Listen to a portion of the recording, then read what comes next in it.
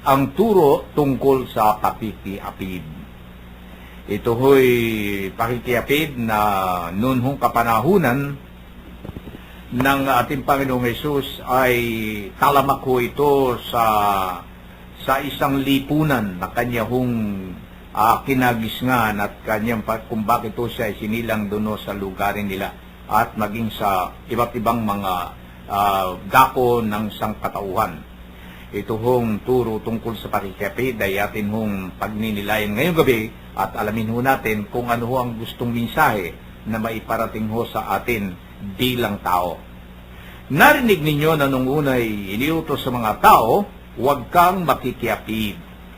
Ngunit ngayon sinasabi ko sa inyo, ang sino mang tumingin ng may mahalay na pagnanasa sa isang babae, sa isip niya ay nakikiapid na siya sa babae niyon.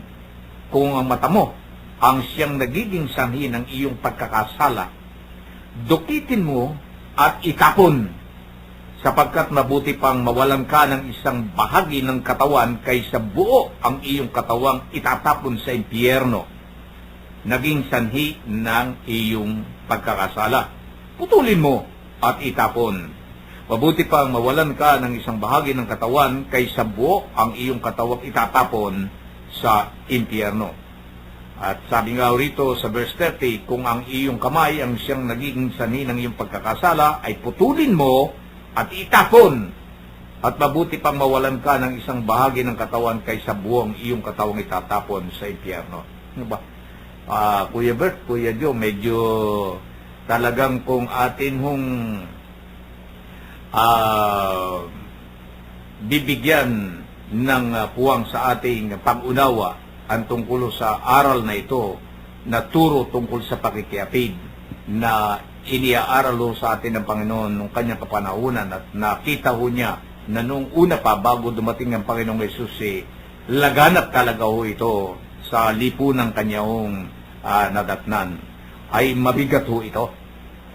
Pero ito ho ay aral sa atin ho . Ano bang ating nakikita rito, Kuya Joe? Mga kapatnubay, ang turo tungkol sa pakikiapid. Ayon po sa ating Panginoon, ang sinumang tumingin ng may maalay na pagnanasa sa isang babae sa kanyang kaisipan, nakiapid na at nagkasala. Paano pa kaya kung alam mong may asawa na, nakipagrelasyon ka pa? Sigurado po ako, mas lalo mabigat ang parusa. Ayon din po sa ating Panginoon, anumang bahagi ng ating katawan ang nagkasala, mabuti pang alisin kaysa buong katawan ang mapunta sa impyerno. Wanibiro mo yan, Kuya Joe. Napakabigat talaga ang turo dito na gustong ipasunod ho sa atin ng ating Panginoong Hesus.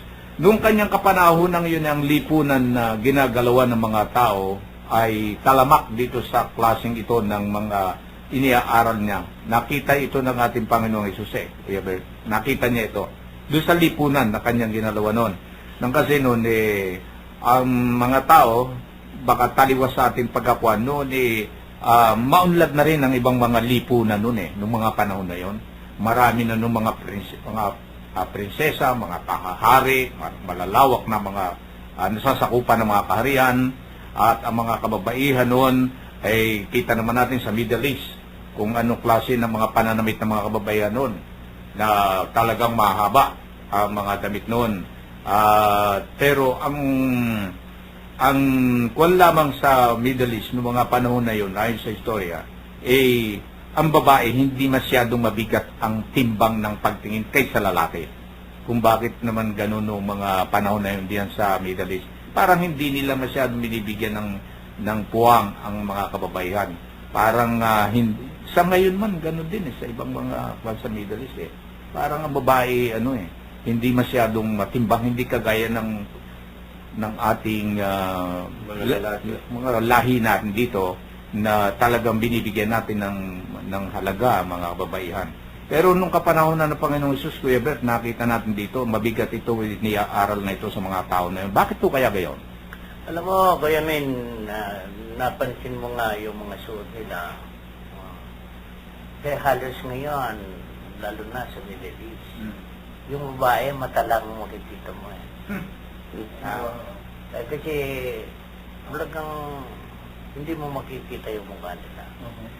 Isa ito siguro sa pangyayari, kaya mahigpit ang batas doon sa Middle East dahil sa ganito.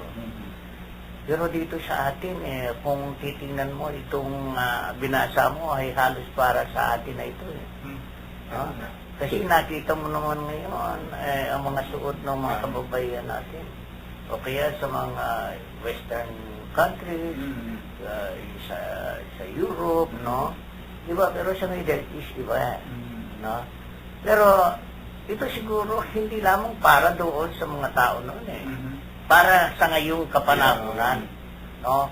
Kaya, kung titingnan mo ito, bawal noon yung makiapid ka, turo ito Nandoon sa 10 utos ito Pero, madiin ang sinabi ng Panginoon na tumingin ka lang ng mahalay sa isang babae na iniisip mong nakikiapid ka sa kanya, nakikiapid ka na.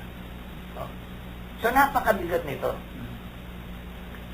Sa ngayon, Kuya Min, siguro bihirang lalaki.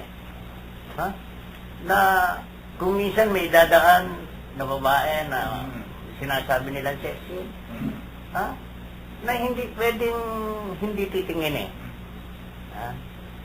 At marami din ngayon ang mapapanood kang mga sine na talagang yung gumagawa nito, binibigyan nila ng katwiran yung ginawa nila na ito raw ay artist. Pero hindi ba nila alam na sila mismo ay ginagamit ng masama upang ito isagawa dahil yung mga manonood hindi naman kasing galing mong mag-isip So kaya kung minsan pinapag-ingat tayo dito ng ating simbahan. Hindi basta-basta ay inaaprobahan nila ang mga ganitong palabas. At sa ngayon nga kahit na sa television lang makikita mo yung mga sumasayaw na alanganin So karamihan ito ay ito'y dala na ng ating mundo kaya ibinabala ito sa atin ng Panginoon. Sabi mo nga kanina, mahirap ito. Pero, kaya nating gawin. Kaya nating gawin ito. Dahil, kung tayo mismo sa ating sarili, itong mga bagay na ito ay hindi natin makontrol. Gaano pa kaya mapokontrol natin yung ating katauhan sa ibang mga pangyayari? Tulad nito, sabi niya, kung ang mata mo ang siyang siyang dahilan ng pagkakasala mo, mabuti pandukitin mo. Ito ba ang layunin ng Panginoon? Dukitin mo nga ba talaga?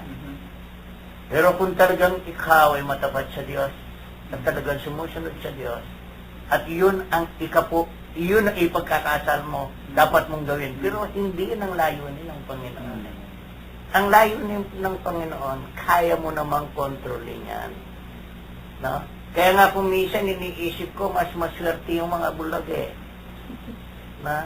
mas maswerte dahil wala silang pag-asang magkasala. Dahil hindi sila nakakakita dito sa sinasabi ng Panginoon. Pero, mas maswerte rin tayo. Meron tayong paningin at makokontrol natin at masusunod natin itong kalooban ng Panginoon. Magagawa naman natin ito.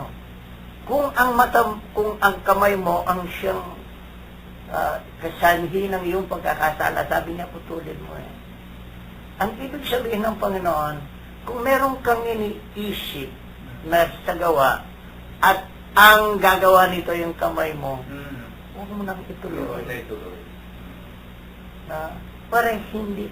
Para hindi ka magkasala. Huwag mo nang ituloy. Pigilan mo. Kontrolin mo ang sarili mo.